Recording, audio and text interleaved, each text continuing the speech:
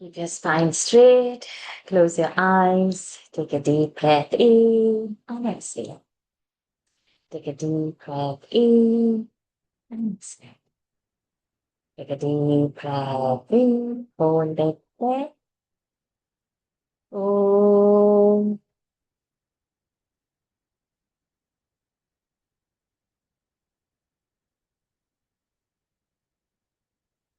Om.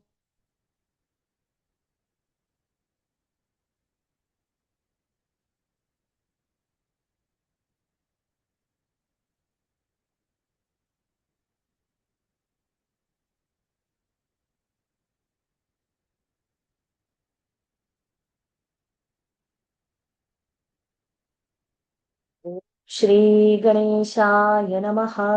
ओम श्री सरस्वत्यै नमः. ओम श्री गुरुभ्यो नमः. समस्त जन कल्याणे निरतं करुणामयं नमामि चिन्मयं देवं सद्गुरुं ब्रह्मविद्वरं सद्गुरुं ब्रह्मविद्वरम् योऽन्तः प्रविश्य मम वाचमिमां प्रसुप्तां सञ्जीवयत्यखिलशक्तिधरस्वधाम्ना अन्यांश्च हस्तचरणश्रवणत्वगादीन् प्राणान्नमो भगवते पुरुषाय तुभ्यं प्राणान्नमो भगवते पुरुषाय तुभ्यं श्रीराम राम रामेति रमे रामे मनोरमे सहस्रनाम तत्तुल्यं राम नाम वरानने. Pranams to the Lord. Pranams to all the Mahatmas present in tonight's Sundarkandam session, our first session. And a happy Ram Navami to all of you.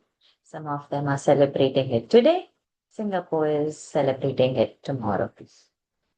It depends upon which pantha you follow. But nevertheless, for us, it's a Thursday. It's anyways Rama's day.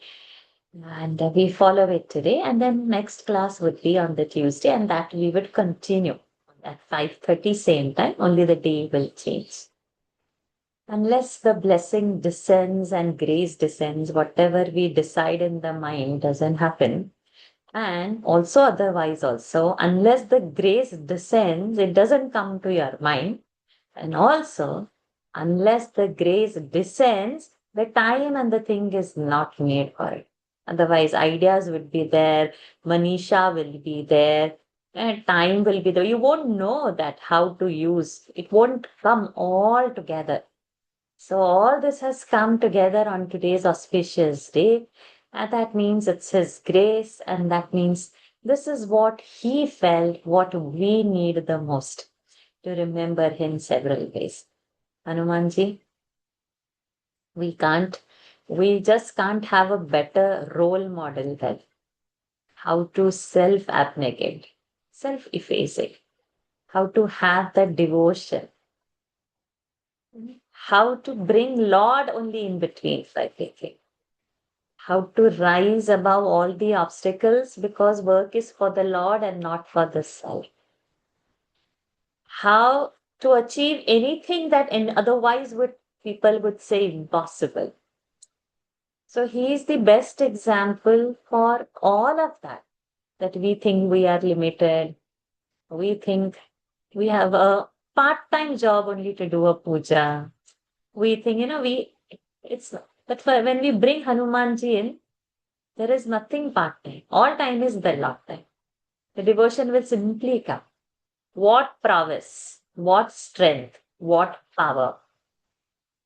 So all that, when we have a role model like that, we keep on thinking of something like that with all its attribute.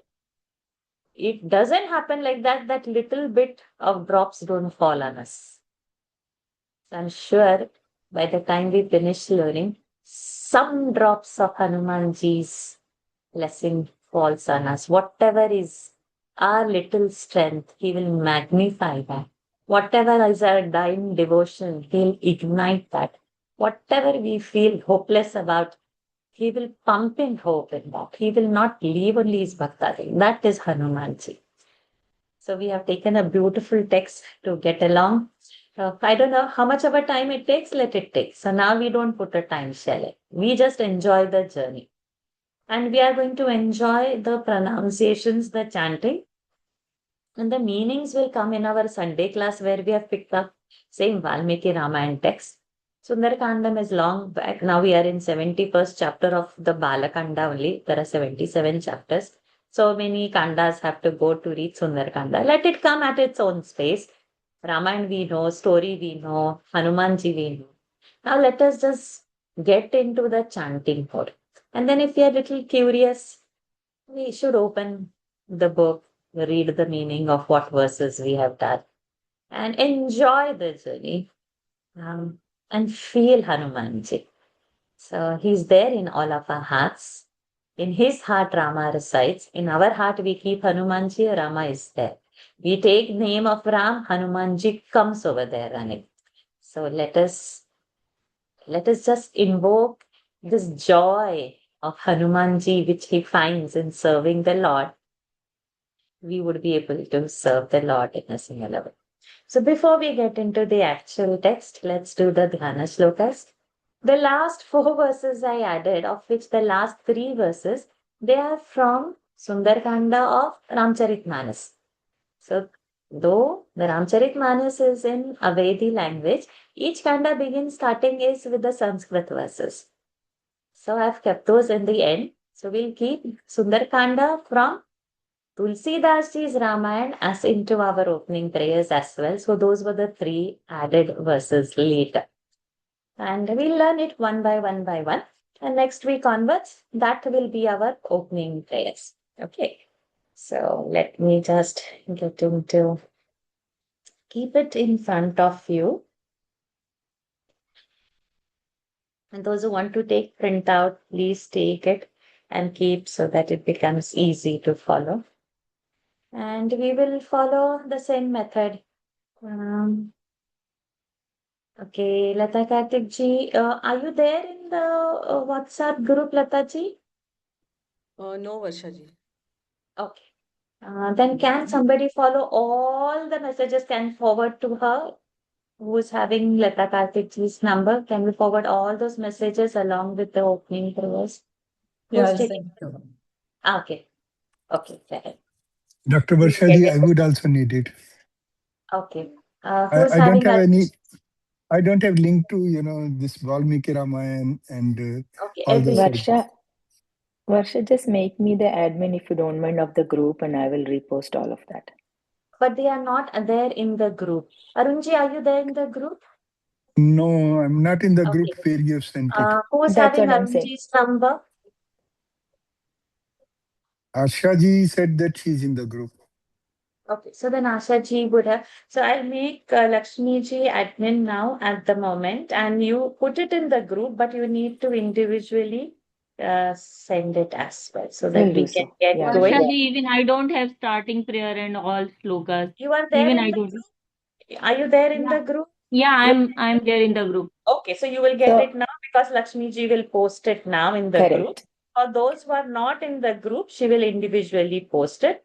Veena ji is Yeah. posting for Lata Kartik ji. And Arun Okay. Jain ji's number you will get in Daily Geeta, Right. Lakshmi ji. Right. Hari Om Varsha ji, I'm Jayanti. Even I don't have Varsha ji. So you are there in the Daily Geeta group, right? Yes.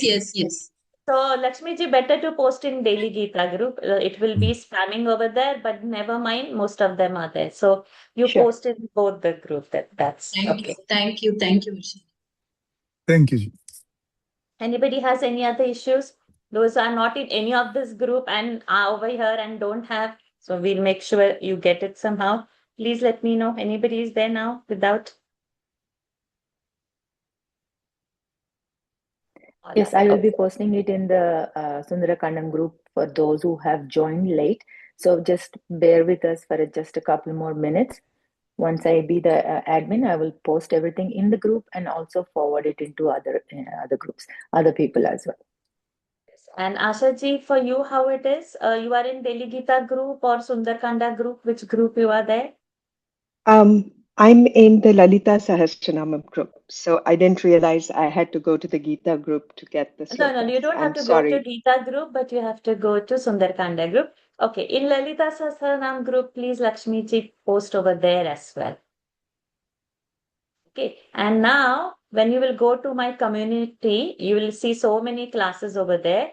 Identify the Sundara Kanda group and join that group. And now we will post it in the other groups. All done? Anybody else with any other issue now? Oh, so let us begin. So our method is when we are learning, everybody gets the chance to be a volunteer. So that you become a volunteer, I'll chant the verse, you follow after me, and then you can reproduce that verse. And like that, we will complete all our Dhyana Shlokas. So those who want to volunteer for Dhyana Shlokas, please raise your hands. You have a raise hand option over there. In that sense, it's not a physically raising hand. Over there in the Zoom, you need to raise your hands. Volunteers, those who want to volunteer to chant. Others with a mute mic would chant. Those who are volunteers would get a chance to unmute the mic.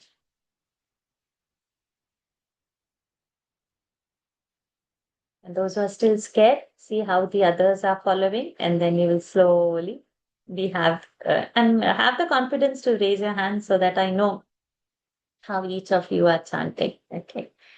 So let's do it with the first verse of Dhyana Shloka. Shobhaji, I see your hand first. Let's have it.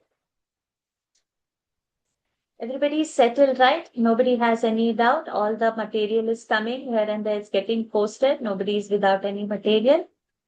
Good. And if you have, just start typing and chatting in the group. No need to unmute now for addressing any problem. Type it in the group. Some of them would address, who are seeing and reading the chat, would address and take your number to post if anything.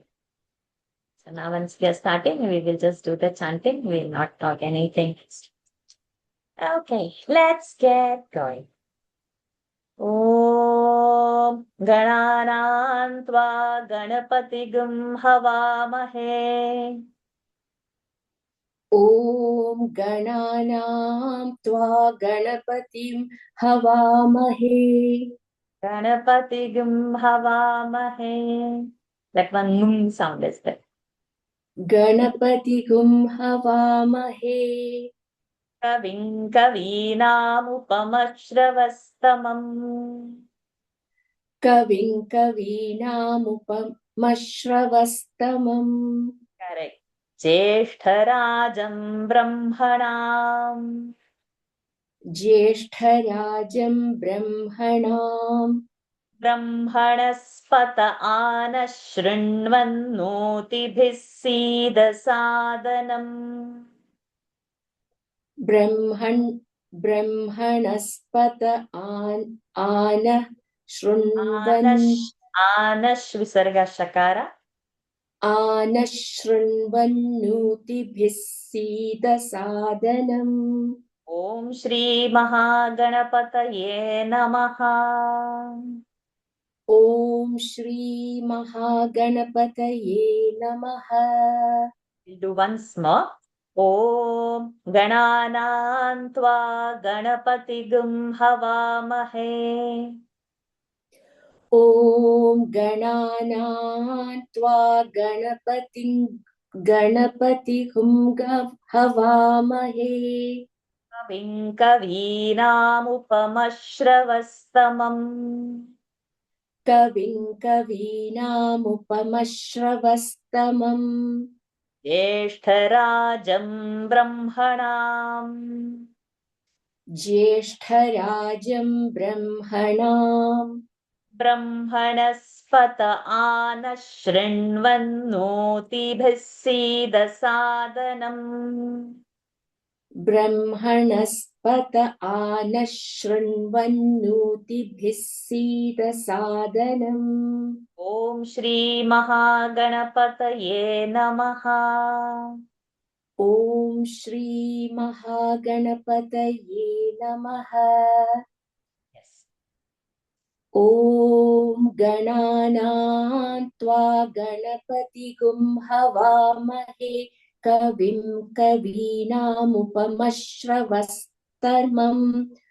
ज्येष्ठराजं ब्रह्मणां ब्रह्मणस्पत आनः शृण्वन्नोतिभिः सीद सादनम् ॐ श्रीमहागणपतये नमः। Excellent. Well done, Shobhaji. Thank you. ॐ गणानां त्वा गणपतिगं हवामहे कविं कवीनामुपमश्रवस्तमं ज्येष्ठराजं ब्रह्मणां ब्रह्मणस्पतः नः शृण्वन्नोतिभिः सीदसादनम् ॐ श्रीमहागणपतये नमः।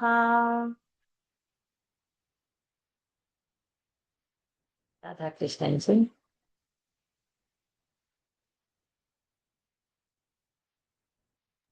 वर्णानामर्थसङ्घानाम् वर्णानामर्थसन्धानाम् सङ्घाना वर्णानामर्थसन्धानाम् सङ्घाना वर्णानामर्थसन्धानाम् no you are saying samdha, it is sangha. Sorry, yeah. वर्णानामर्थसङ्खानाम् Instead of saying sam, say sang anuswara sanghana. वर्णानामर्थसङ्खानाम् Correct. रसानां छन्दसामपि रसानां छन्दसामपि मङ्गलानां च कर्तारौ मङ्गलानां च कर्तारौ वन्दे वाणी विनायकौ वन्दे वाणी विनायकौ वर्णानामर्थसङ्खानां रसानां छन्दसामपि मङ्गलानां च कर्तारौ वन्दे वाणी विनायकौ। Very good.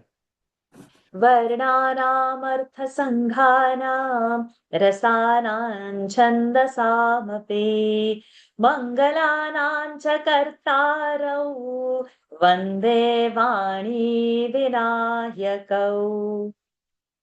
पुष्पाजी।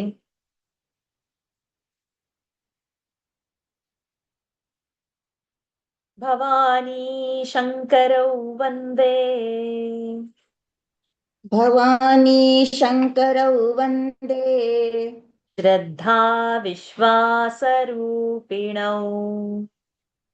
श्रद्धा विश्वासरूपिणौ याभ्यां विना न पश्यन्ति याभ्यां विना न पश्यन्ति सिद्धा स्वान्तस्थमीश्वरम् सिद्धा स्वान्तस्थमीश्वरम् भवानी शङ्करौ वन्दे श्रद्धा विश्वासरूपिणौ याभ्यां विना न पश्यन्ति सिद्धा स्वान्तस्थमीश्वरम्। Very good. भवानी शङ्करौ वन्दे श्रद्धा विश्वासरूपिणौ याभ्यां विना न पश्यन्ति सिद्धा स्वान्तस्थमीश्वरम्। रमाजी।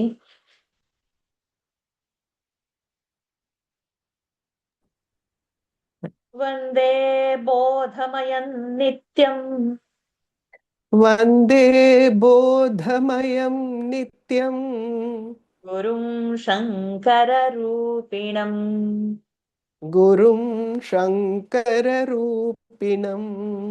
यमाश्रितो हि वक्रोऽपि यमाश्रितो हि वक्रोऽपि चन्द्रः सर्वत्र वन्द्यते चन्द्रः सर्वत्र वन्द्यते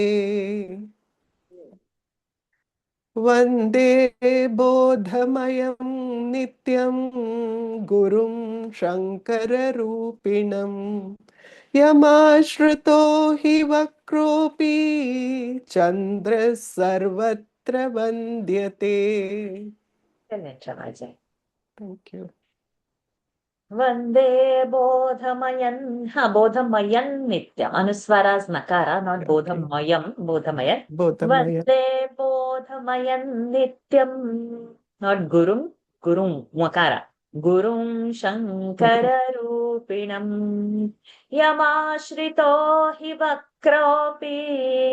Chandra Sarvatra Vandyate. Nandini ji. Those who are gathering confidence, please raise your hands. Neelambujasyamalako-malangam. Nandini ji, your camera is not working. I don't know whether your audio is working or not. Are you there, Nandini ji? Yes. You are there, but you have to unmute your mic. Mute, sorry. I'm just on my WhatsApp because I'm on my phone. Unfortunately, my computer didn't work today, so I'll just move to my WhatsApp and I'm reading from there. Just give me a minute. Apologies for the confusion. No problem. No problem. I'll just move to that. Are you on the verse number 5? Dhyana Yes. Shloka verse number 5. I'm here. Okay. Neelambujasyamalako-malangam. Neelambujasyamalako-malangam. Sita-samaropitavamabhagam. Sita-samaropitavamabhagam. Panau mahasayakacharuchapam. Panau mahasayakacharuchapam.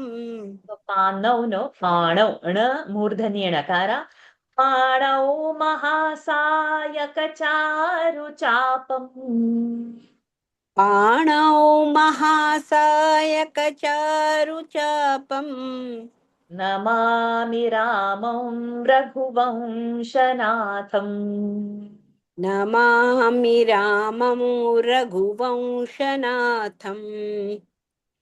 Neelambujasyamalako-malangam. Sita Samaropitavama. Samaropita. Aki matra is there? Sita Samaro. All is Dirgha. Neelambujasyamalako-malangam. Sita Samaropitavamabhagam. Panau mahasayakacharuchapam. Namami Ramau Raghuvanshanatham. Natham. Excellent. Well done. Neelambujasyamalako-malangam. Sita Samaropitavamabhagam. Panau mahasayakacharuchapam. Namami Ramam Raghuvanshanatham. Sumita ji.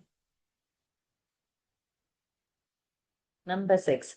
लाल देह लाली लसे.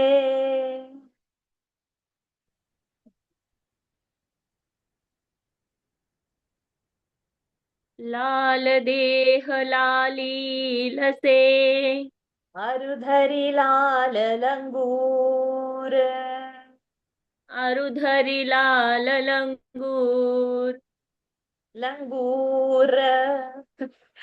लंगूर. वज्रदेह दानवदलन. वज्रदेह दानवदलन. जय जय जय कपिसूर. जय जय जय कपिसूर. लाल देहि लाली लसे. अरुधरि लाल लंगूर. वज्रदेह दानवदलन. जय जय जय कपिसूर. Langura Dalana, we'll say full. Doesn't matter. Good. Well done. लाल देह लालील से अर्धरि लाल लंगूर वज्र देह दानव दलन जय जय जय कपिसूर. Venkatesh ji. Number 7. यत्र यत्र रघुनाथ कीर्तनम यत्र यत्र रघुनाथ कीर्तनम तत्र तत्र कृतमस्तकाञ्जलिं तत्र तत्र कृतमस्तकाञ्जलिं बाष्पवारि परिपूर्णलोचनम् बाष्पवा परिपूर्णलोचनम् बाष्पवारि Bashpavari. Actually, Varshaji, I'm not able to get that particular thing. So I'm just repeating what you are saying. I'm not getting it in that Sundarkandam, this one, that group. After 5, it is not there at all. Right, there will be You 6, have to there will click be on 7. it. Yes, you have to click on it. Says read more. Okay, just 1 minute. Okay, that is the problem. Read more, then the whole thing will come. It's a big thing. Okay, no problem. Yeah, I'll just click it. Now I got it.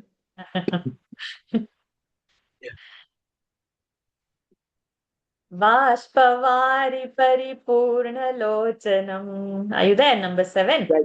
Yeah, I'm there. Bashpavari Paripurnalocanam. Marutim Namata Rakshasantakam. Marutim Namata Rakshasantakam. Yatra Yatra Raghunatha Kirtanam. Tatra Tatra Kritamastakāņģalim. Bāshpavari Paripurnalocanam. Marutim Namata Rakshasantakam. Rakshasantakam.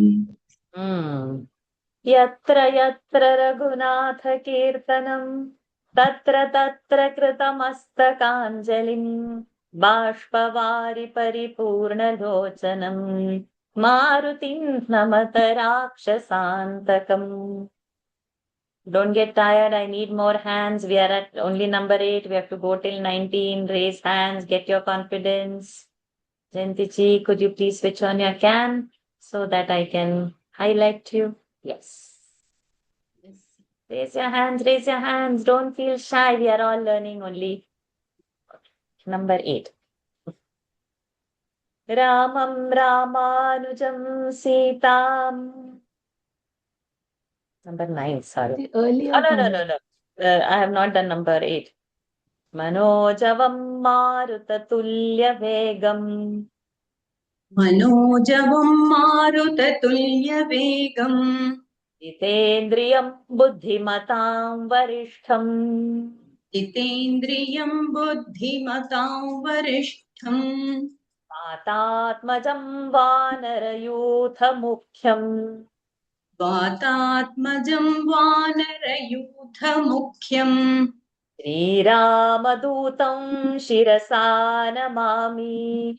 And many times it is in Sri Ramadutam Sharanam Prapadye will also be there. So both things. So we'll take Sharanam Prapadye or Shirasa Namami, whichever.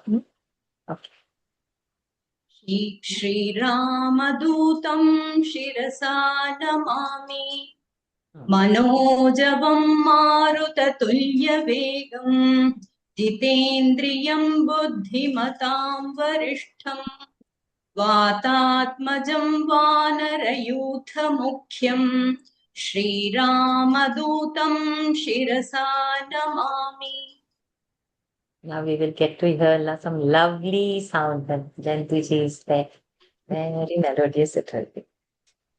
Manojavam Marutatulya Vegam Jitendriyam Buddhimatam Varishtham Vatatmajam Vanarayutha Mukhyam Shri Ramadutam Shirasa Namami.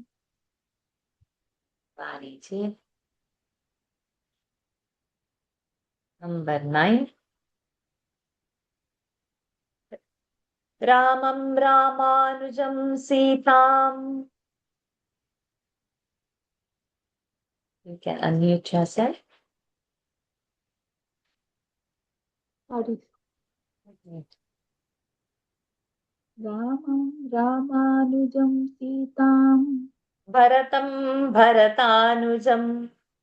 Bharatam Bharatanujam. Sugrivam Vayusunam cha. Sugrivam Vayusunam cha.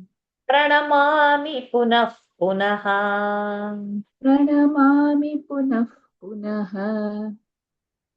Rama Ramanujam Sitam. Bharatam Bharatanujam. Sugrivam Vayusunam cha.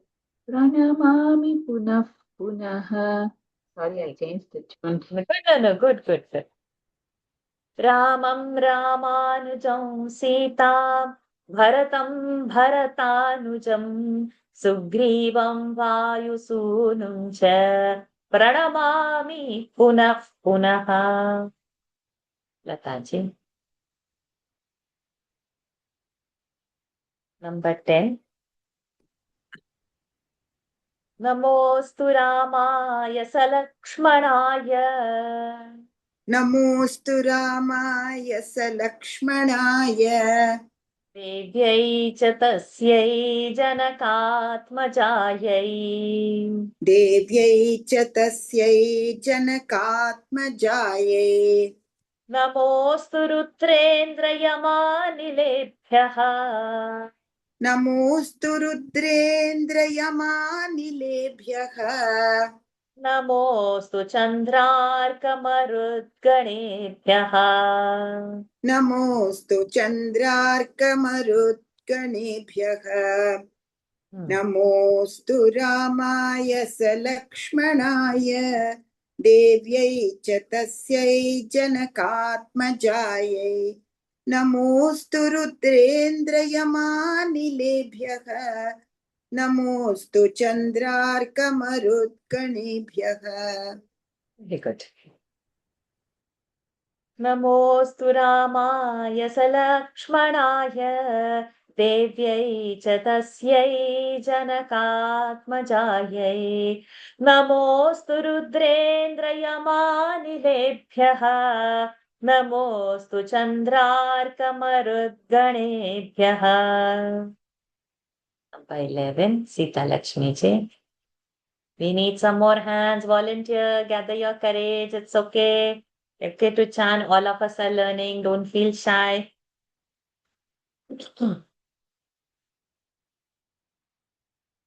Anjaneyamati-patalananam. आञ्जनेयम् अतिपाटलालनम् Patalananam. Kanjanadrikamanīya-vigraham. काञ्चनाद्रिकमणीयविग्रहम् पारिजाततरुमूलवासिनम्. पारिजाततरुमूलवासिनम् भावयामि पवमाननन्दनम्. भावयामि पवमाननन्दनम् आञ्जनेयम् अतिपाटलालनम् काञ्चनाद्रिकमणि Patalananam.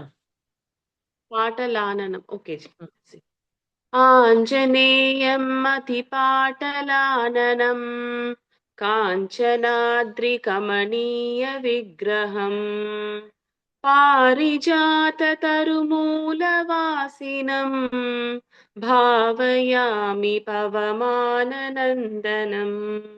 Very good. Anjaneyamati-patalananam.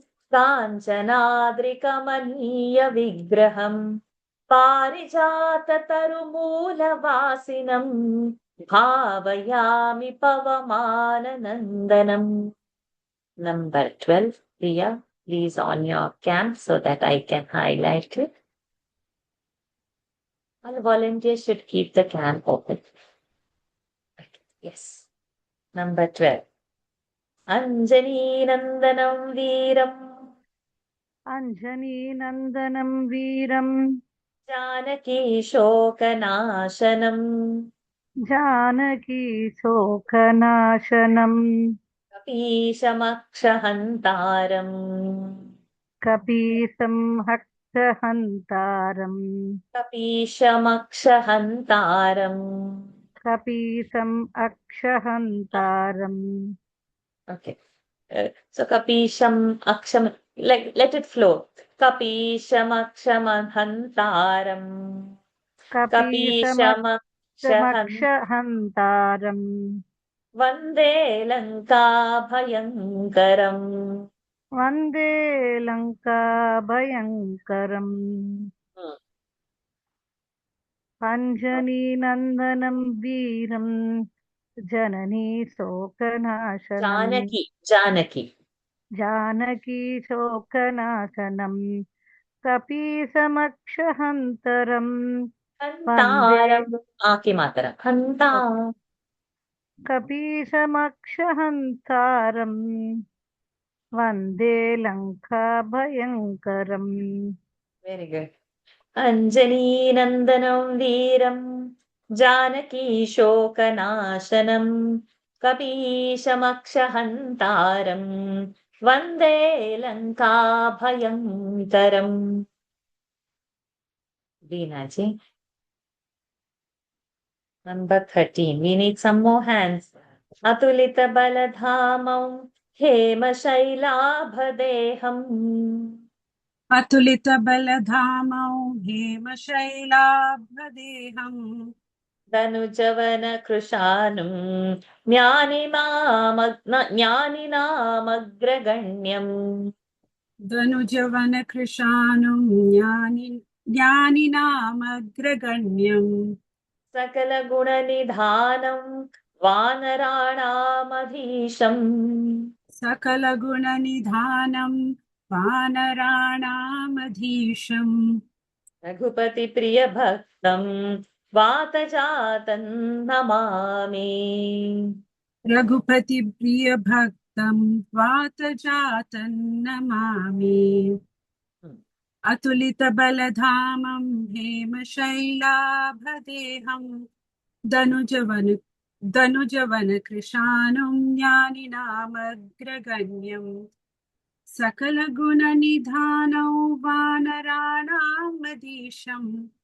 रघुपतिप्रियभक्तं वातजातं Namami. Right. The tune went off, is it? No. Excellent. Good. Before we narrow down and fix all the Dhyana Shloka tunes, it will take time. It's just day one. So it's good.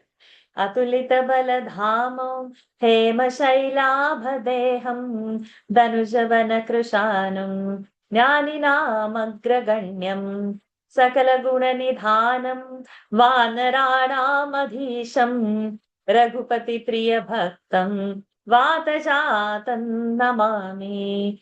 I need at least 5 more hands. Please raise your hands. We are just at number 14. 19 verses are there. 1 more hand has come. 4 more hands are needed. Don't feel shy. Buddhir balam yasho dhairyam. बुद्धिर्बलं यशो धैर्यं Nirbhayatvam arogata. निर्भयत्वमरोगता Ajadyam vakpatutvancha. अजाड्यवाक्पटुत्वं च Hanumat smaranat bhavet. हनुमत्स्मरणात् भवेत् बुद्धिर्बलं यशो धैर्यं निर्भयत्वमरोगता अजाड्यं वाक्पटुत्वं च हनुमत्स्मरणात् भवेत्. Good. Buddhir balam yasho dhairyam nirbhayatvamarogata ajadyam vakpatutvancha hanumat smaranat bhavet. I need some more hands. Please raise your hands. Those who have not volunteered, please raise your hands. Lalita Ma, please on your camera. Cannot highlight. Volunteers, keep your camera on so that we don't waste time. You have to start today after finishing the Dhanush Lokas. Yes. Next one. Number 15. Om Anjaneyaya Vidmahe ॐ आञ्जनेयाय विद्महे Vayuputraya Dhimahi वायुपुत्राय धीमहि Tanno Hanumat Prachodayat.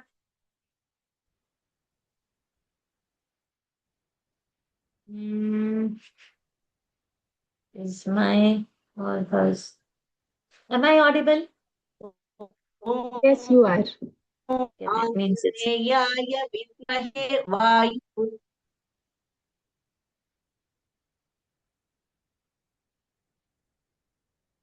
Lalita Ma, your connection is not stable, but I think Can now you it hear? has become. Yes, continue.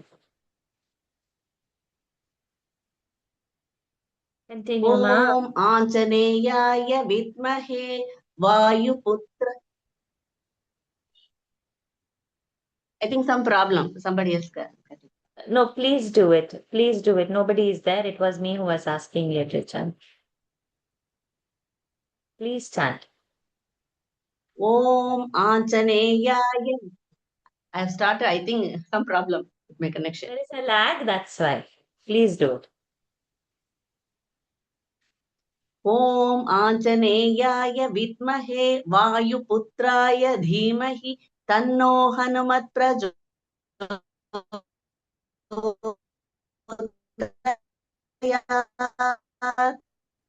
Yeah, connection is faulty. Doesn't matter. Om Anjaneyaya Vidmahe Vayuputraya Dhimahi Tanno Hanumat Prachodayat. Nobody is willing to raise hands. Okay, so Shobhaji, we come back to you. Why newcomers don't feel shy? 44 people can't chant 19 verses.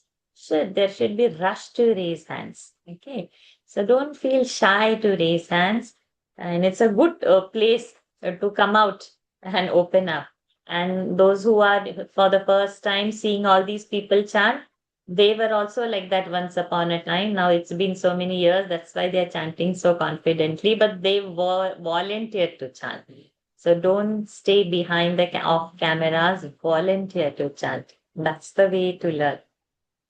Okay, number 16.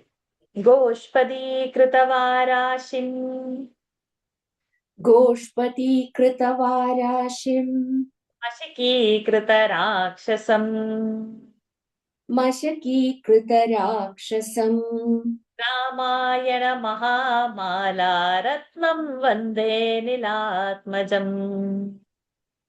रामायणमहामाला रत्नं वन्दे नीलात्मजम् गोष्पदीकृतवाराशिम् मशकीकृतराक्षसम् रामायणमहामाला रत्नं वन्दे Ramayana Mahamala Ratnam Vande. रामायणमहामाला रत्नं वन्दे नीलात्मजम्. Very good. Goshpadi Kritavarashim Mashiki Kritarakshasam Ramayana Mahamala Ratnam Vande Nilatmajam. Last 3 verses. These are from Ramcharitmanas, Tulsidas Ji, Sundarakanda, starting verses. Any new hands have come up? No? No new hands are coming up. Okay, Radha Krishnan Ji. Number 17.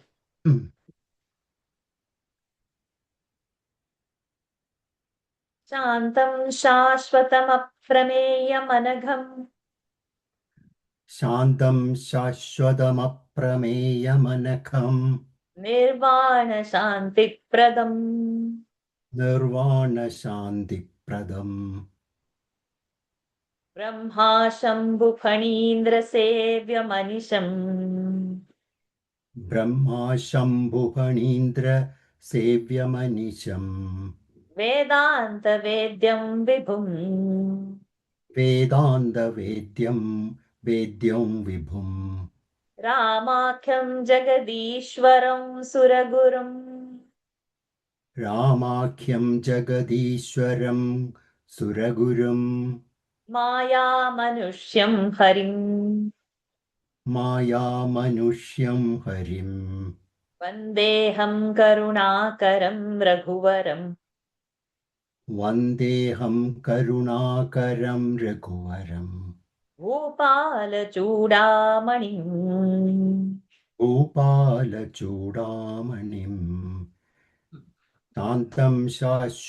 शान्तं शाश्वतमप्रमेयमनघं निर्वाणशान्तिप्रदं ब्रह्मा शम्भुफणीन्द्रसेव्यमनिशं वेदान्तवेद्यं विभुम् रामाख्यं जगदीश्वरं सुरगुरुं मायामनुष्यं हरिम् वन्देऽहं करुणाकरं रघुवरं भूपालचूडामणिम् Very nice.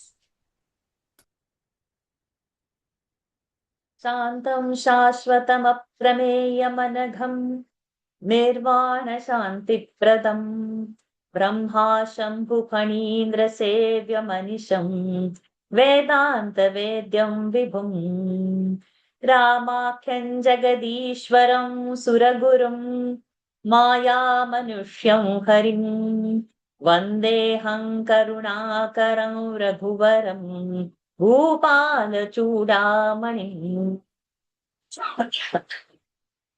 Oh, I see one new hand. Yes, Jyoti ji, welcome. Yes. Good.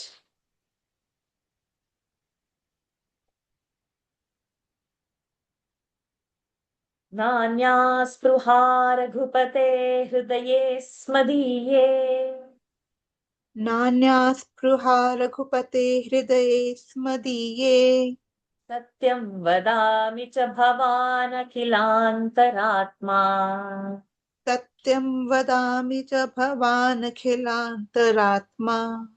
भक्तिं प्रयच्छ रघुपुङ्गवनेर्भरां मे भक्तिं प्रयच्छ रघुपुङ्गवरा निर्भरां मे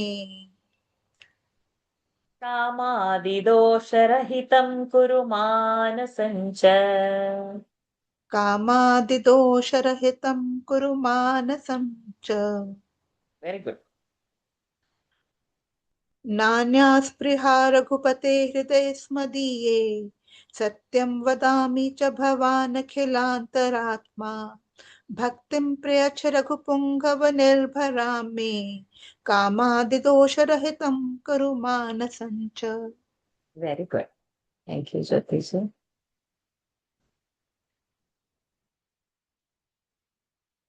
नान्या स्पृहा रघुपते हृदये स्मदीये सत्यं वदामि च भवानखिलान्तरात्मा भक्तिं प्रयच्छ रघुपुङ्गवनेर्भरां मे कामादिदोषरहितं कुरु मानसं च. That last verse is a repeat of verse number 13. Okay. Oh, but I see one new hand. I was just going to chant it up. Yes, Indira ji, very good. So we will remove the verse number 13 and keep in this order these three verses. So this would end. So verse number 13 will, so our total verses will be 18. Atulita baladhamo hema shailabhadeham अतुलितबलधामं हेमशैलाभदेहम् तनुजवनकृशानुं ज्ञानिनामग्रगण्यम् धनुजवनकृशानुं Jnani, not Jani, Jnani. ज्ञानिनामग्रगण्यं सकलगुणनिधानं वानराणामधीशम् सकलगुणनिदानं वानराणामधीशम् Raghupati प्रिय भक्तं वातजातं नमामि। रघुपति प्रिय भक्तं वातजातं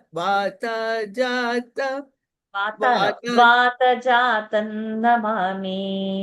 वातजातं Namami अतुलितबलधामं हेमशैलाभदेकं तनुजवनकृशानुं ज्ञानिनामग्रगण्यं सकलगुणनिदानं वानराणामधीशं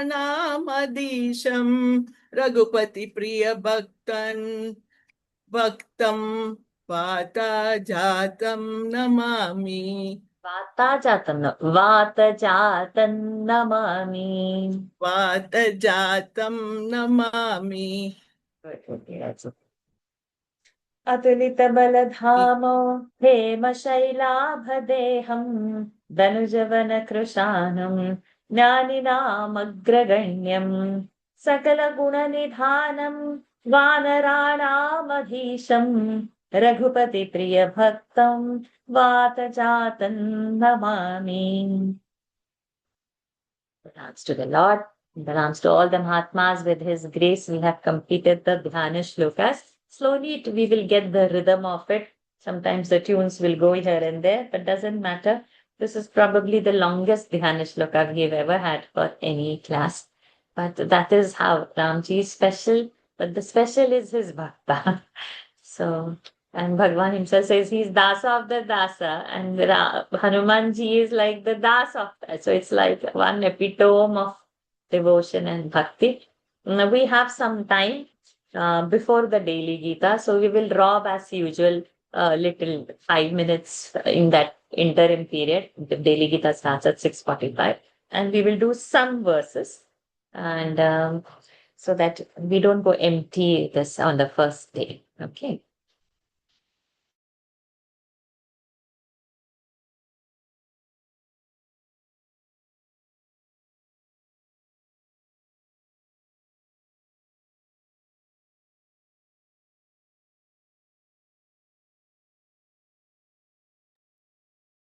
Those who want, okay, I have few hands, so we will start from there. It says, Shobhaji, we will start from you.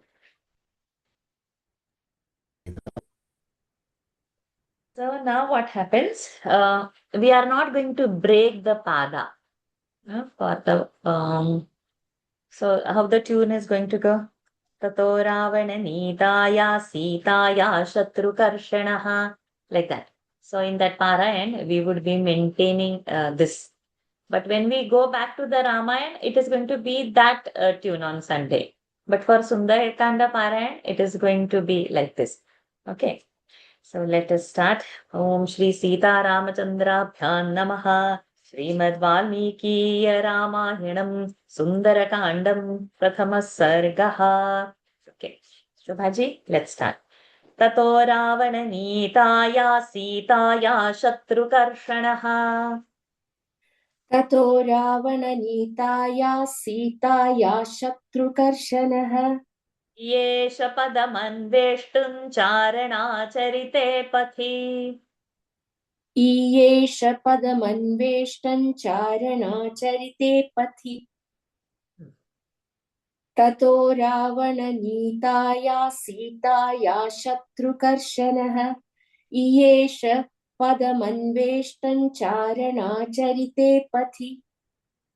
So now, for those who are new, we have Ravana Nita Yaha, that Visarga is there. After that, Sita is coming. Sa is there.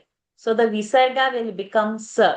Nita Ya Sita Ya Sita. Okay. After Sita Ya, that Ya has a Visarga. The next word is Shatru. So that Visarga will become Shat. Sita Ya Shatru. So first is Ya Sita. Second is Ya Shatru. Visarga is becoming Shakara. Then Ye Sha.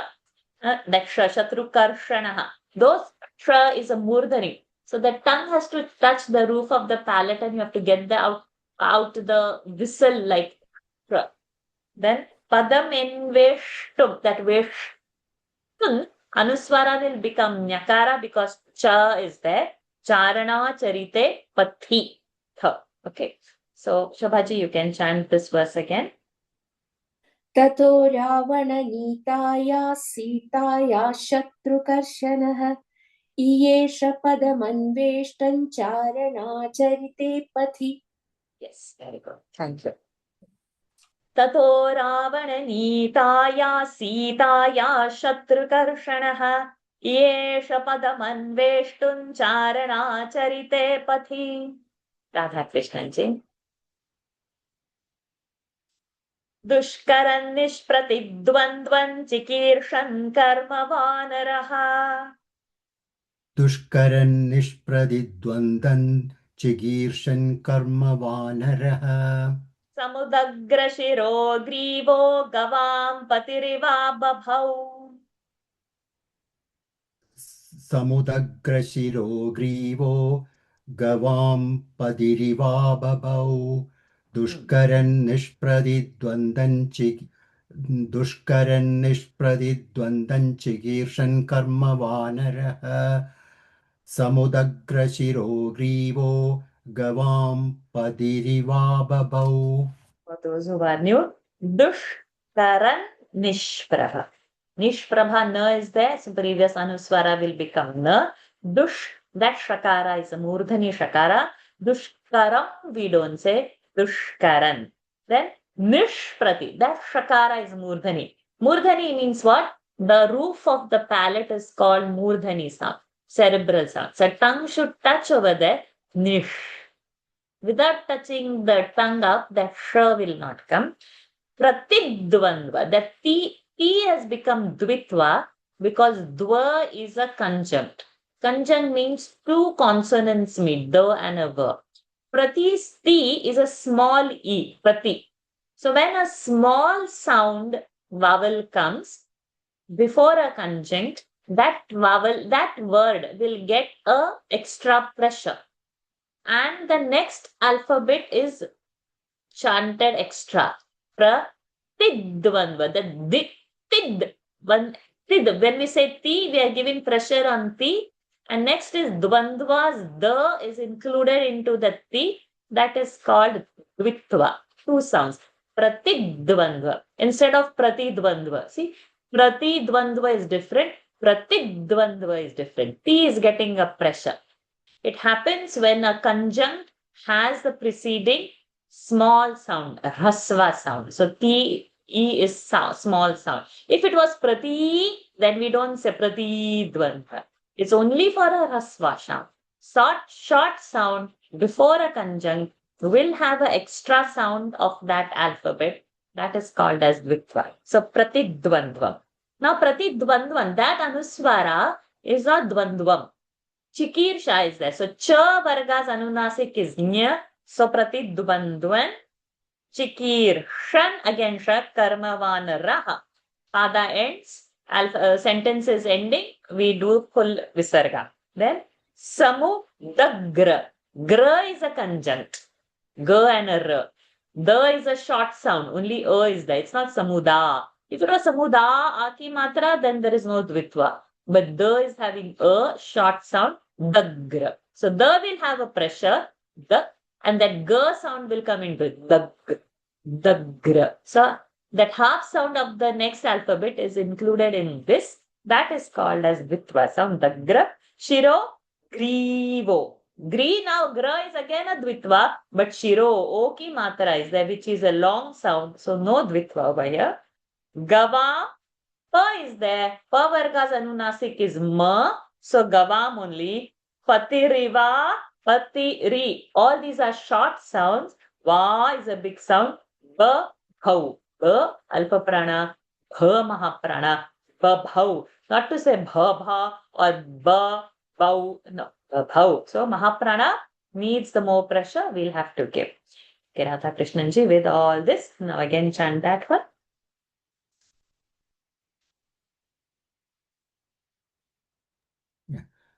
दुष्करन् निष्प्रतिद्वन्द्वन् चिकीर्षन् कर्मवानरः. समुदग्रशिरो ग्रीवो गवां पदिरिवाबभौ. Not to pause at the padagrivo, not to breathe over there. Breath should be one breath. Samudagra shiro grivo gavam patiriva babhau. समुदग्रशिरो ग्रीवो गवां पदिरिवाबभौ. Correct. So at the start of the alphabet, at the sentence, we take a breath, complete the sentence, then leave the breath. Take a new breath, start the next, complete that sentence, leave the breath. So at the starting of every new sentence, only the breath is taken. In between, we don't stop, leave a breath or take any extra breath. दुष्करन् निष्प्रतिद्वन्द्वन् चिकीर्षं कर्म वानरः समुदग्रशिरो ग्रीवो गवां पतिरिवा बभौ. Okay, fine. Oh no, we'll do at least one more. I think I have 4 more minutes. As always, I'll be squeezing some time from here and there. Lataji, let's do the third verse. अथ वैदूर्यवर्णेषु शाद्वलेषु महाबलः अथ वैदूर्यवर्णेषु शाद्वलेषु महाबलः धीरः सलिलकल्पेषु विचचार यथा सुखम्. धीरः सलिलकल्पेषु विचचार यथा सुखम्. अथ वैदूर्यवर्णेषु शाद्वलेषु महाबलः धीरः सलिलकल्पेषु विचचार यथा सुखम्. Very good. So nothing anuswara, visarga, only dhiras salila. Over there, one is there. And this varaneshu, kalpeshu, shadvaleshu, all those shakaras are murdhani to touch the tongue. It is not the normal sh. That's why I'm taking it separately and saying that all of us should learn to do the murdhani shakaras. अथ वैदूर्यवर्णेषु शाद्वलेषु महाबलः धीरः सलिलकल्पेषु विचचार यथा सुखम्. Venkatesh ji. We are squeezing in. Dvijan Vitra. So Vitra. Tra is a conjunct. Ta and a ra. So we will have a pressure. Vitra. So that ta's little sound is, like quarter sound is in that V. Vitra. Dvijan Vitrasayan Dhīmānurasa Pādapan Haran. Dvijan Vitrasayan Dhīmānurasa Pādapan Leave Haran. a breath. Dhīmānurasa. Don't leave the breath. In one breath, complete the sentence. Dvijan Vitrasayan Dhīmānurasa Pādapan Haran. मृगांश्च सुबहो निघ्नन् pravriddha इव केसरी. मृगांश्च सुबहुन् निघ्नन् प्रवृद्ध इव केसरी. द्विजान् वित्रासयन् धीमान्नुरसा पादपानरन्. मृगांश्च सुबहुन् निघ्नन् प्रवृद्ध इव केसरी. It's not nighran, it's nighnan. It's not ghra, it's na over there and not ra. Does it matter? Dvijan vitrasayan dhīmānurasa pādapan haran mruganscha subahun nighnan pravruddhaiva kesari. Mruganscha anuswaras wakara, not mrugamscha, not mruganscha. It's mruganscha. Wakara should happen over there. Last verse for today. We'll squeeze and we have got 1 minute as always. We'll steal and complete 5 verses at least on the day 1. Sumita ji. Number 5. Neela lohita manjushta padma varnai sita sitai. नीललोहितमाञ्जिष्टपद्मवर्णैः स्वभावसिद्धैर्विमलैर्धातुभिः समलङ्कृतम्. स्वभावसिद्धैर्विमलैर्धातुभिः समलङ्कृतम्. Vimalair, say full, not Vimlair, Vimalair. Okay. स्वभावसिद्धैर्विमलैर्धातुभिः समलङ्कृतम् नीललोहितमाञ्जिष्टपद्मवर्णैः सितासितैः स्वभावसिद्धैर्विमलैर्धातुभिः समलङ्कृतम्. So Vimalair Dhatubhi should not happen. Vimalair Dhatubhi, on one breath it should go, not to pause. Because the pause is not at Vimalair. If we have to pause, then Vimalaihi, we'll have to open the Sandhi and pause at the Pada end. But we are not doing Pada break. So in one breath, without pause, it should be included. Vimalair pause is wrong. Vimalaihi pause is correct. But there is no pause. We have to go in one breath. नीललोहितमाञ्जिष्ठपद्मपर्णैः नीललोहितमाञ्जिष्ठपद्मवर्णैः सितासितैः स्वभावसिद्धैर्विमलैर्धातुभिः समलङ्कृतम्. With His grace, we have done 5 verses to begin. Next session is on Tuesday. Read and come. The recordings will be posted in the WhatsApp group. Those who have not joined yet, please join from the community. If you have any difficulty, please message me, because all the postings, Dhana Shloka tune, any tune, whatever verses we do, everything will be in that WhatsApp group and YouTube link, so that you can revisit the class again. Everything, it will be there. And normally we would finish at 6:30. And sometimes like this, we'll be borrowing the 15 minutes extra, because maximum time we can borrow only that much till 6:45. Now we are 2 minutes late, because next session of Daily Gita is there. If Daily Gita delays, after that there is Eknathi Bhagavat happening at 7:15 India time, which is at a very good stage. It's the crux of Bhagavatam happening over there. And then we finish the day. So there, if one class affects the other, normally we'll try to finish, but some topic, if it is wanting to complete or taking attention, then we borrow little time from Sharon. So for today, we pause over here. We'll meet on Tuesday. If you have any feedbacks to share, please reply to me in a personal WhatsApp message. The group normally I keep closed so that we don't sit and wish and spam with good morning, good night messages, hi, bye, happy this and happy that. We just keep the group for the group purpose. That's all. Let's end today's session. Om Purnamadav Purnamidam Purnat Purnamudachyate Purnasya Purnamadaya Purnamevavashishyate. Om Shanti Shanti Shanti. Harihi Om Shri Gurubhyo Namaha. Harihi Om. Shri Sita Ramachandrarpanamastu. Hari Om, everyone. Thank you for joining. See you all Tuesday. Thank you, Ji. Thank you. Hari Om. Varshaji. Hari Thank you, Om. ma'am. Hari Om, Varshaji. Thank you so much. Thank you, ma'am. Thank you, Varshaji. Varshaji. Thank you, Thank you very much. Hari Thank Om, you, ma'am. Varshaji. Thank you so much. My Sorry, pleasure. I didn't read properly. You did. Everybody did well. Everybody did well. Thank you. Thank you.